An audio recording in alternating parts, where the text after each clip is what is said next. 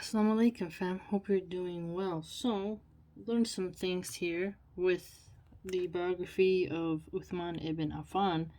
Apparently, there's this narration about, I guess it's concerning the caliphate of Uthman and how he had to be patient during a conflict. So, this one I think provides some background that people dispute upon, but it will give us some insights to history, I guess, or people's perspective on history. So it says here, Abu Sahla narrated that Aisha, may Allah be pleased with her, said, the Messenger of Allah, peace be upon him, instructed, call one of the companions to see me. I asked, Abu Bakr? He replied, no. I inquired, Uthman? He answered, yes. When he arrived, the Prophet, peace be upon him, said to me, move aside. Then he began confiding something to Uthman that changed his facial expression. So it looks like he got some news. It's like very serious business, right?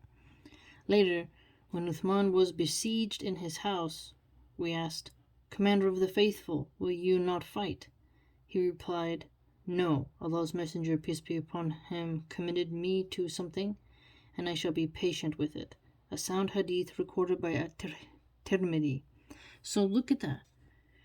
He was once besieged in his house, and apparently it looks like they use a hadith from Tirmidhi and Abu Sahla to say, like, this is something that Uthman was aware of. And then it goes further how this is like some foretelling that spoke to his murder, and that he's going to be someone who had to deal with a conflict. So him replying that I'm going to be patient with it was like this huge thing, and that it was going to be the correct position for him to do it, and that he had to obey.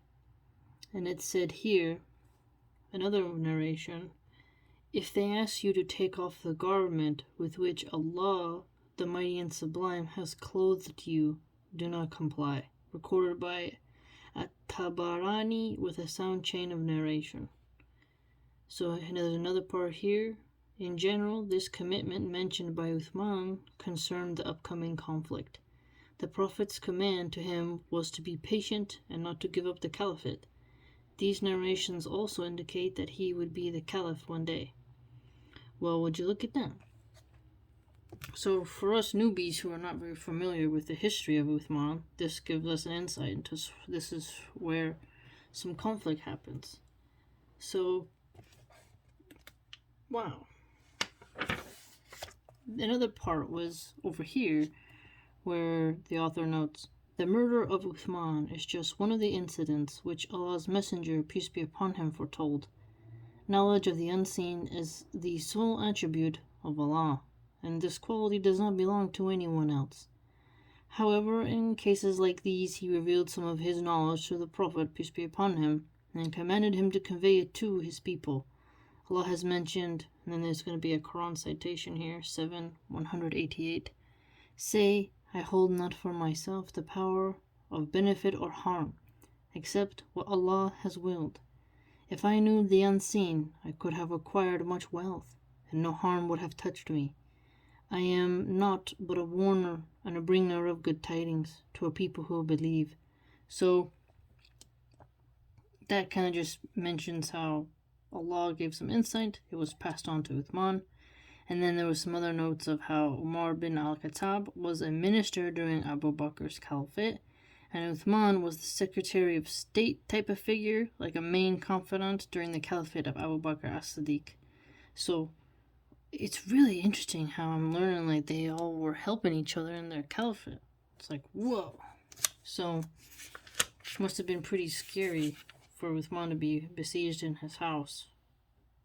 It just seems so sad, you know? As soon as the Prophet died, you have problems with Ali, we have Uthman getting assassinated, you have his grandsons Hassan and Hussein being killed.